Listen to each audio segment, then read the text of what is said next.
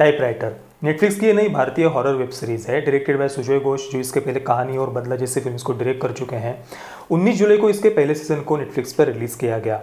पहले सीजन में 45 से 55 मिनट के 5 एपिसोड्स है और आखिरी एपिसोड का आखिरी सीन देखकर पता चलता है कि इस सीरीज़ को आगे कंटिन्यू रखने का भी उनका विचार है।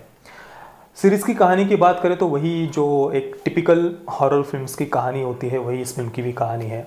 एक भूतिया हवेली, वहाँ पर एक नई फैमिली रहने के लिए आती है, फिर वहाँ पर कुछ अनहोनी घटनाएं होने लगती है, फिर धीरे धीरे हमें उस हवेली का मिस्टीरियस पास्ट पता दिखाया जाता है। और फिर उस हवेली में कोई एक ऐसी चीज़ होती है जिसमें उस शैतान की, उस भूत की आत्मा अटकी हुई होती है। साथ में ही इस सीरीज़ में एक बच्चों का ग्रुप दिखाया है, कुछ भूत क्लब वगैरह उन्होंने बनाया है और ये जो ग्रुप है वो भूतों को देखना चाहते हैं, उनको खोजना चाहते हैं। और यही करने के लिए वो इस बारदेस विला में, इस हवेली का नाम बारदेस विला दिखाया है, गोवा में ये कहानी सेट है। और ये बच्चे उस बारदेस विला में फिर घुसना चाहते हैं भूत को देखने के लिए, उसके बारे में जानने के लिए, खोजने के लिए। अब इसी बीच में फिर कुछ अनैसर्गिक रूप से कुछ लोगों की मौत होने लगती है। अब क्या ये बच्चे सब कुछ रोक पाते हैं या नहीं, ये जानने के लिए तो आपको ये सीरीज़ देखनी पड़ेगी। तो इस सीरीज़ की कहानी सुनकर आपको पता तो चलेगा कि काफ़ी सिंपल और एक आम नॉर्मली हॉरर फिल्म्स की कहानी होती है, वैसे ही इस सीरीज़ की भी कहानी है। लेकिन सच कहूँ तो इतनी टिपिकल हॉरर फिल्म की कहानी होते हुए भी मुझे इस सीरीज़ ने उतना कुछ बोर नहीं किया। जो बारदेस विला का पास्ट है और जो घोस्ट ऑफ सुल्तानपुर का पास्ट उन्होंने इस सीरीज़ में दिखाया है, वो पार्ट मुझे इंटरेस्टिंग लगा। और उन्हें बच्चों का जो पार्ट है उससे ट्रिम करके, उससे कम करके, जो घोस्ट ऑफ सुल्तानपुर का पास्ट है या उसका जो कैरेक्टर डेवलपमेंट है उस पर उनको ज़्यादा फोकस करना चाहिए था। पर अभी सीरीज़ में बच्चों की जो शैतानियाँ हैं, या एक सीन में तो वो स्कूल से जल्दी बाहर निकलने के लिए किस प्रकार से कुछ क्लॉक घड़ी के साथ में कुछ गड़बड़ करते हैं, उस सीन को उन्होंने इतना खींचा है। ऐसी कई सारी बातें हैं, उनको कम करके उन्हें जो फिल्म का मूल टोन है, जो जोनर है फिल्म का, जो मूल प्लॉट है फिल्म का, उस पर उनको ज़्यादा फोकस करना चाहिए था। सीरीज़ के पहले एपिसोड के अगर 1-2 जंप स्केयर्स को हम छोड़ दें तो ये पूरी सीरीज़ आपको कहीं पर भी डराएगी नहीं। हालांकि इस सीरीज़ को काफ़ी डरावना बनाया जा सकता था। मैं जंप स्केयर्स की बात नहीं कर रहा हूँ, बिना मतलब के जंप स्केयर्स मुझे भी पसंद नहीं है। लेकिन जो फिल्म की कहानी है, उस कहानी के ज़रिए ही एक टेंशन क्रिएट कर सकते थे, एक प्रेशर बना सकते थे वो ऑडियंस के ऊपर, या जो कुछ वायलेंट सीन्स है उनको वो ऐड कर सकते थे सीरीज़ में। पर ये सीरीज़ कई जगहों पर हमें बस एक बच्चों की कोई कॉमेडी फिल्म हम जैसे देख रहे हो ऐसे लगने लगता है। कुल मिलाकर ये सीरीज़ एक बच्चों की हॉरर सीरीज़ है, बच्चों के लिए बनाई गई, ऐसा हम कह सकते हैं, भूतनाथ की तरह। इस सीरीज़ की बस 1-2 बातें ऐसी जो बच्चों की दृष्टि से थोड़ी सी सही नहीं है, जैसे कि वो जो दिल निचोड़ने वाला सीन है। पर आजकल बच्चे ऑनलाइन इतना कुछ देखते हैं या टीवी पर भी, तो वो उतना कुछ प्रॉब्लमेटिक है ऐसा मुझे लगता नहीं। इस सीरीज़ का जो पहला एपिसोड है वो मुझे उतना पसंद नहीं आया था, उतना एंगेजिंग नहीं लगा। सीरीज़ मतलब पहला एपिसोड शुरू होते ही ऐसे लग रहा था, ऐसे कुछ वाइब्स मिल रहे थे जैसे मैं बचपन में आहट वगैरह देखते थे ना, बिल्कुल उसी प्रकार से मैं कुछ टीवी सीरीज़ देख रहा हूँ ऐसे लग रहा था। पर धीरे धीरे जैसे जैसे एक एक एपिसोड आगे बढ़ता गया, वैसे वैसे इस कहानी में भी मेरा इंटरेस्ट धीरे धीरे बढ़ता गया। पर 5वें एपिसोड का जो आखिरी एपिसोड है, उसके जो आखिरी 15 मिनट है, वहाँ पर उन बच्चों को जो करते हुए दिखाया है, वो पार्ट मुझे पसंद नहीं आया है। जो टाइपराइटर को लेकर, मैं आपको कुछ स्पॉयलर्स नहीं दूंगा वो क्या करते हैं क्या नहीं, लेकिन वो पार्ट मुझे पसंद नहीं आया। यार कोई बच्चा ऐसा क्यों करेगा, वो थोड़ा सा इलॉजिकल मुझे लगा। इसके एंडिंग को डेफिनेटली वो बहुत अच्छे तरीके से, अलग तरीके से ख़त्म कर सकते थे इस सीरीज़ को, काफ़ी इंटरेस्टिंग वे में, क्योंकि काफ़ी अच्छे अच्छे कैरेक्टर्स थे उनके पास में। अमित रॉय का या फ़कीर का कैरेक्टर भी अच्छा था, तो बहुत कुछ कर सकते थे वो इसके एंडिंग में। अब देखिए, मैं मानता हूँ कि एक टीवी सीरीज़ है, पर ज़रूरी तो नहीं कि आप बिल्कुल उसे टीवी सीरियल की तरह ही बनाओ। कई जगहों पर ये सीरीज़ देखते समय ऐसे लग रहा था जैसे मैं कोई लो बजट टीवी सीरियल देख रहा हूँ, साउदर्न इंडिया वगैरह उस प्रकार से। मैं सच कहता हूँ, मैं दूसरा या तीसरा एपिसोड देख रहा था, उसी समय मेरी पत्नी रूम में आई और उसने कहा कि क्या ये साउदर्न इंडिया देख रहे हो क्या। मतलब देखो, वो देखते ही वो अंदर से ऐसी फीलिंग्स आने लगती कि यार जैसे हम साउदर्न इंडिया देख रहे हो, या कोई पुरानी 90 के दशक की कोई आहट वगैरह उस प्रकार की कोई टीवी सीरियल देख रहे हो।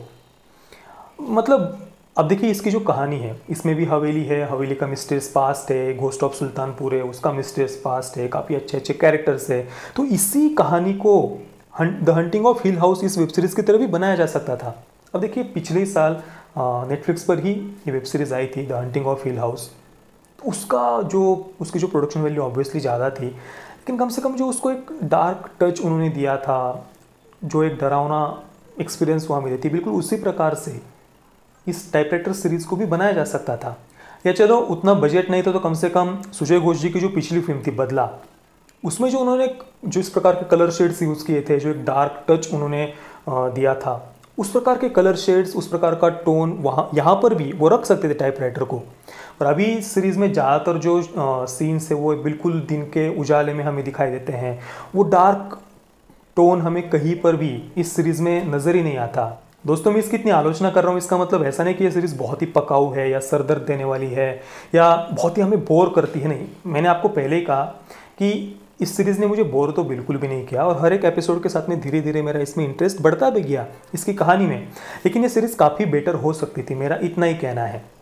और दूसरी बात, नेटफ्लिक्स इंडिया को इस बात पर ध्यान देना चाहिए कि यार वो भारत में जो वेब सीरीज़ बना रहा है, जो भी कंटेंट बना रहा है भारत के लिए, उसके लिए यार आप अपना बजट बढ़ाओ प्लीज़। मतलब आप दूसरे देशों का कंटेंट देखिए नेटफ्लिक्स का, वो क्या बना रहे हैं और हम क्या बना रहे हैं। सेक्रेट गेम्स, लैला, घुल और अभी टाइपराइटर चलो एक हॉरर वेब सीरीज़ में चाह ही रहा था कि यार भारत की कोई अच्छी हॉरर फिल्म या हॉरर वेब सीरीज़ आए नेटफ्लिक्स पर यार कम से कम बजट आप अच्छा रखते। सुजय घोष इतने अच्छे डायरेक्टर है, कहानी जैसी फिल्म उन्होंने बनाई है, बदला भी अच्छी फिल्म थी, तो मुझे बिल्कुल लगता है कि यार वो इससे काफ़ी अच्छा कंटेंट बना सकते थे। पर उन्होंने बजट बहुत ही कम रखा है, हमें देखकर ही पता चलता है इस सीरीज़ की ही तरफ। और मेरे ख्याल से नेटफ्लिक्स इंडिया ये बहुत गलत कर रहा है।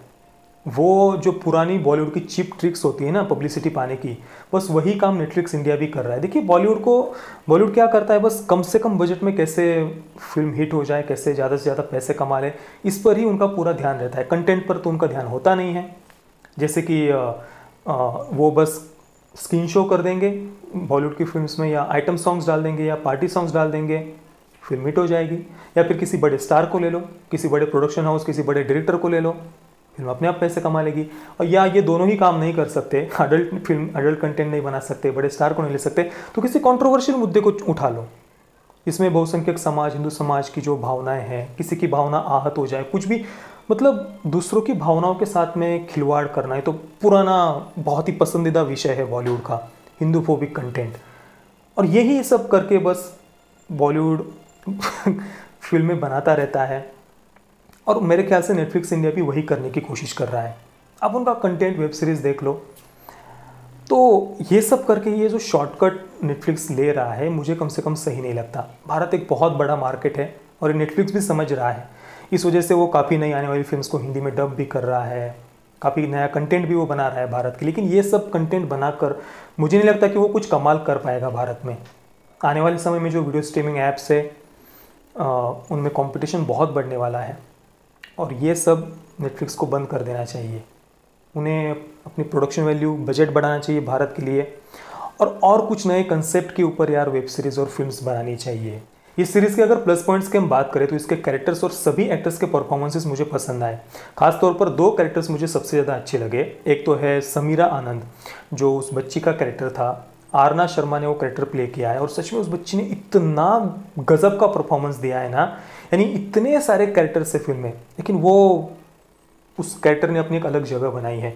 इतनी छोटी आयु में ही उसके चेहरे के एक्सप्रेशंस आप देखिए, उसका परफॉर्मेंस मुझे सच में बहुत पसंद आया। उसके बाद में जिसू सेन गुप्ता, उनका अमित रॉय का कैरेक्टर, मैथ्स टीचर का, उनका परफॉर्मेंस तो मुझे पसंद आया ही, लेकिन वो कैरेक्टर भी मुझे बहुत पसंद आया और उसे मैं यार और देखना चाह रहा था। जब मैंने पहले एपिसोड में उनको देखा तो मुझे लगा यार इस कैरेक्टर को आगे और उनको दिखाना चाहिए, पर उन्हें बहुत ही कम स्क्रीन टाइम दिया गया है। तो इतने अच्छे कैरेक्टर का उन्होंने सही से उपयोग नहीं किया है सीरीज़ में। कुल मिलाकर अगर आपके पास में समय है और आप इस सीरीज़ को देखना चाहते हैं तो बिल्कुल एक बार आप इस वेब सीरीज़ को देख सकते हैं। मैं टाइपराइटर को दूंगा 6 आउट ऑफ 10 स्टार्स। जय श्री राम, वंदे मातरम।